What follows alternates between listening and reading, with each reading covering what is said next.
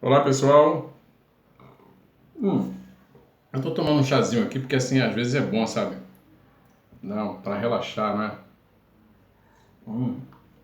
Eu adoro, muito gostoso. Uma delícia mesmo. Bom, gente, falando em chá, eu hoje queria falar sobre um britânico muito especial, que é o Neil Gaiman, e queria falar também sobre a sua principal obra, o Sandman, né? Quer dizer, falar um pouco do Neil Gaiman, um pouco do Sandman. Mas antes de entrar no assunto, eu queria pedir para vocês que se você ainda não é inscrito no canal, se inscreva no canal, tá? Deixa aquele like para mim no finalzinho, se você curtiu o programa. E comentem sobre o que vocês acharam do programinha, alguma sugestão, alguma ideia. Participem, tá? Essa interatividade é muito legal. Eu primo muito por isso aí, tá? E a propósito, eu me chamo George e sejam bem-vindos ao Além do Crepúsculo, tá? Bom, gente, vamos falar então. Vamos direto ao ponto, ao assunto, né? Olha só, o Neil Gaiman, o Neil Richard, o nome é meio complicado, McKinnon Gaiman, né? É o nome completo dele. Ele nasceu ali no 1960 e se formou em jornalismo, autor e escritor, e logo ele então foi trabalhar nas histórias em quadrinhos, né, que seria o grande momento dele, que ele se tornaria um dos maiores nomes, né, dessa indústria das histórias em quadrinhos. Então ele começou fazendo essa obra aqui, ó. Ih, caramba, tinha mudado. Aqui, ó. Pois é, ele começou com isso aqui, ó. Violent Cases, ou Casos Violentos, tá? Ao lado do parceiro e eterno amigo dele, o Dave McQueen, ok? Aqui ele narra a história de um garoto que tem alguma relação com Al Capone. Al Capone, o chefão do crime ali em Chicago, não é? E isso aqui foi um tremendo sucesso, sabe? Essa incursão dos dois aqui nas histórias em quadrinhos. Isso aqui foi êxito de crítica, de venda, foi muito comentado. Então, eles trouxeram essa nova obra, né? Essa aqui é o Signal to Noise, que aqui no Brasil ganhou o título de Sinal e Ruído, que ficou um título legal, gente. Aqui os dois contam a história de um cineasta que ele tem um sonho, sabe, uma epifania, sabe, um momento de deslumbre na vida dele. E esse sonho ele narra uma história que ele tem certeza de que se ele filmar aquilo ali vai ser a obra-prima dele. Só que o problema é o seguinte, gente, ele está com uma doença terminal e ele tem poucas semanas de vida, então ele sabe que ele não vai conseguir realizar essa obra, entendeu? Então aqui a gente acompanha o sofrimento deles, né, com relação a isso. Pô, show de bola, sabe? Mas também ela é toda pintada, exatamente com um macaco aqui, sabe? Muito legal. E aí eles vão para os Estados Unidos trabalhar na DC Comics, né, fazer quadrinhos para a DC Comics. E o Gaiman, então, ele traz um projeto que é ressuscitar uma personagem de quadrinhos, uma super-heroína da Era de Ouro. Porque, olha só, a DC estava vivendo um momento dos revivais, entendeu? Então, os personagens, os super-heróis da DC estavam sendo revitalizados, reformulados. Então, o Frank Miller tinha ali reinventado o Batman. O Timothy Truman reinventou o Gavião Negro. O Mike Grill reinventou o Arqueiro Verde. Os irmãos Adam e Andy Kubert reformularam então o personagem Ada Estranho. Quer dizer, então era o momento de reformular esses personagens. E aí o Gaiman queria reformular o Orquídea Negra, que era um personagem, né, muito antigo. Só que o Dave McKean, ele já estava fazendo um projeto ao lado de outro britânico, que é o Grant Morrison, que é um grande nome também dos quadrinhos. E esse projeto se tratava do Asilo Arkham, era uma história do Batman. Então os editores da DC falaram assim, olha só, Gaiman, segura a Orquídea Negra que a gente vai dar prioridade para esse projeto aqui do Morrison e do McKean, que é o Asilo Arkham, que é uma história do Batman, né? O Batman é um personagem masculino, a Orquídea é mulher, é antiga, quer dizer, os personagens, as super-heroínas femininas vendem menos do que os super-heróis, né? Os super-heróis masculinos. Então a gente vai lançar primeiro esse, depois a gente vê o negócio da Orquídea Negra. Aí, o Grant Morrison e o Dave McKean lançam essa obra aqui, ó, né, que é o Asilo Arkham. Gente, isso aqui bombou. Isso aqui foi o grande êxito, não é? A grande unanimidade de 1989, tá? É uma história cavernosa do Batman, mas olha as imagens criadas pelo Dave McKean. Isso aqui até hoje é celebrado ao extremo, tá? Olha só. É muito bonito isso aqui, gente. Eu adoro. Inclusive, eu tenho uma autografada pelo próprio Dave McKean, o artista. Show. E aí, sucesso total. O Dave McKean arrebentou, ficou rico, né, com essa obra, que até hoje ele comenta que foi a obra que mais deu dinheiro. Ele fez várias outras depois, mas ele diz que essa foi a que ele mais ganhou dinheiro. Realmente ele ficou rico com isso aí. Aí, eles então fazem a Orquídea Negra, gente. A Orquídea Negra, olha, eu vou falar para vocês, esse talvez seja um dos momentos mais bonitos das histórias em quadrinhos. Olha que show, gente. Olha o que o Dave McKean faz aqui nessa obra. Ó. Os quadrinhos nunca ficaram tão bonitos como ficaram nessa obra aqui. Olha só para isso. Ó, a orquídea tá lilás ali, né? Roxa. E aí, êxito total, gente.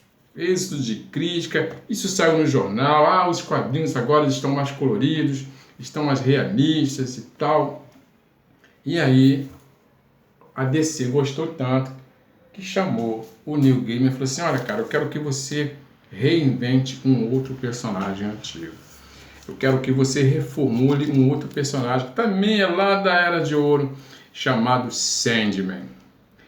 Bom, gente, o Sandman, ele teve várias encarnações e reencarnações. A primeira vez que o Sandman apareceu foi esse aqui, ó, tá? Esse cara de chapéu aqui com essa máscara de gás. Esse era o Wesley Dodds, um cara que tinha problema de insônia.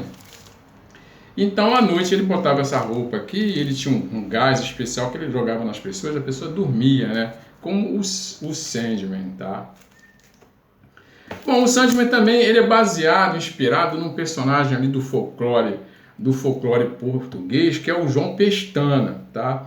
Então, o João Pestana joga uma areia, ele sopra areia na pessoa, a pessoa dorme, não é? E tanto que quando a gente acorda, a gente tem aquele movimento involuntário de esfregar os olhos, que é para tirar aquele restinho de areia que o Sandman jogou nos olhos da gente. E ele também aparece num romance do Hans Christian Andersen, tá? O Hans Christian Andersen é aquele escritor dinamarquês que criou A Pequena Sereia, né? Criou O Patinho Feio, entre outras obras. Ele também aparece num conto do Hans Christian Andersen.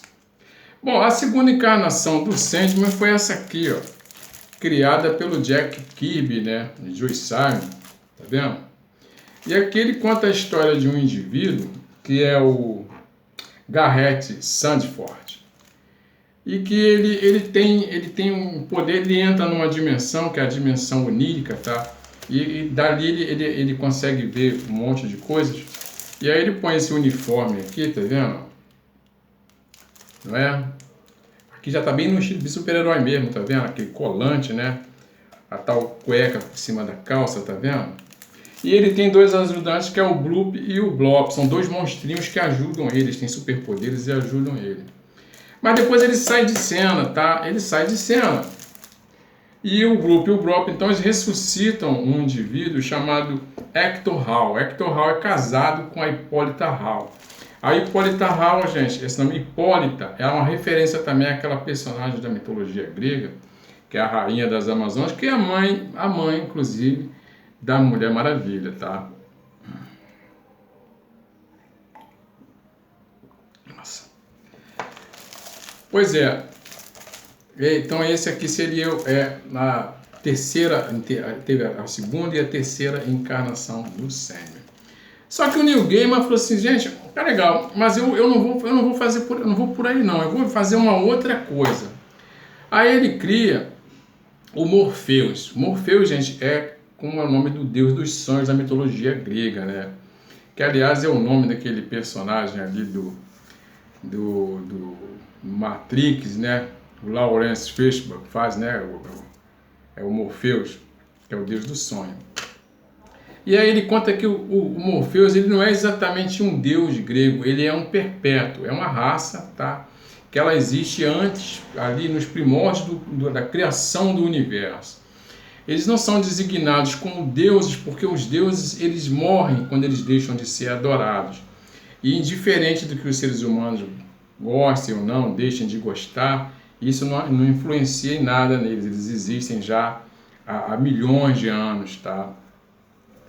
E o Morpheus, então, o sonho, não é?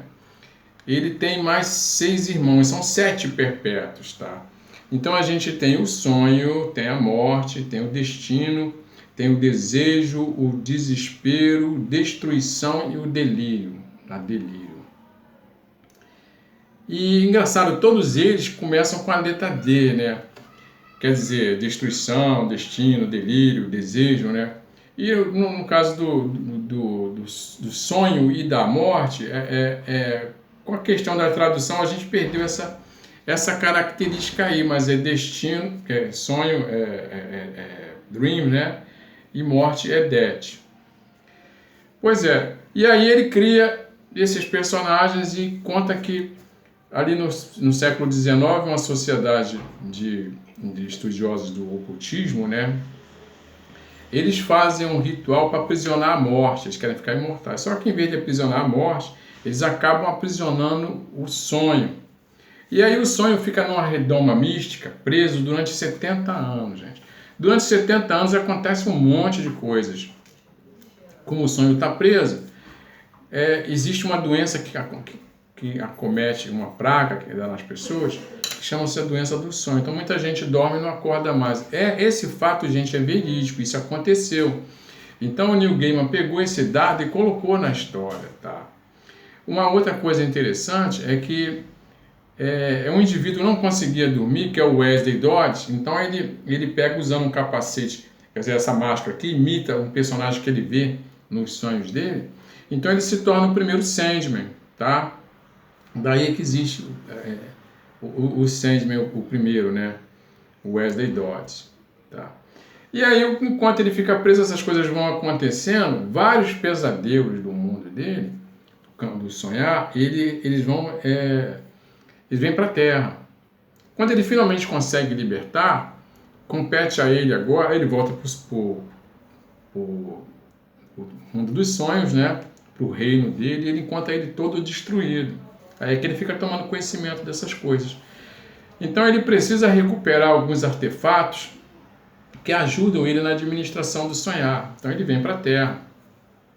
E entre esses artefatos, ele tem algumas criaturas de pesadelo que também fugiram para a Terra, tá?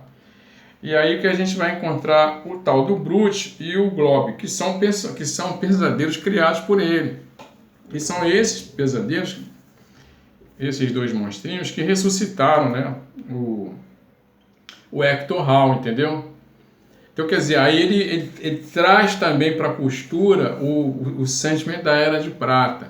Quer dizer, ele vai pegando isso, gente, e ele vai botando isso tudo no liquidificador e cria um personagem que é fantástico, porque as histórias do Sandman, elas são mais do que histórias de super-heróis. Na verdade, não. O Neil Gaiman é um contador de histórias, então ele tem uma mente enciclopédica, sabe? Ele conhece um monte de mitologia e tal. E o que a gente vê nas páginas, na série, tá? Na leitura da série, é uma sequência de contos, entendeu?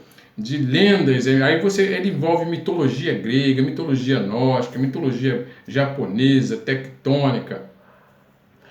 E romances da literatura, você vai encontrar um Shakespeare nas obras dele, sabe? O cara é fantástico realmente, o Sandman. Não dá para você viver, gente, sem ler o Sandman, sabe? Você vai ler, você vai descobrir tanta coisa, você vai aprender tanta coisa. Nunca um quadrinho foi tão poderoso como o Sandman, porque o Neil Gaiman ele estabelece um tipo de narrativa que é o seguinte: antigamente os quadrinhos, os desenhos eram uma coisa mais importante, mas para o Neil Gaiman, não, o roteiro se tornou mais importante do que a própria arte. Não importa quem desenha o Sandman, ali quem manda, quem reina supremo é o roteiro do Neil Gaiman. Pois é, galera, eu estou me estendendo um pouco, mas fundamentalmente é isso, tá legal? Bom, se você curtiu o vídeo, se ele te ajudou em alguma coisa, deixa um like para mim. Não se esqueça de se inscrever no canal e comenta aqui embaixo sobre o que vocês acharam. Em outro momento a gente conversa mais. Valeu? Aquele abraço.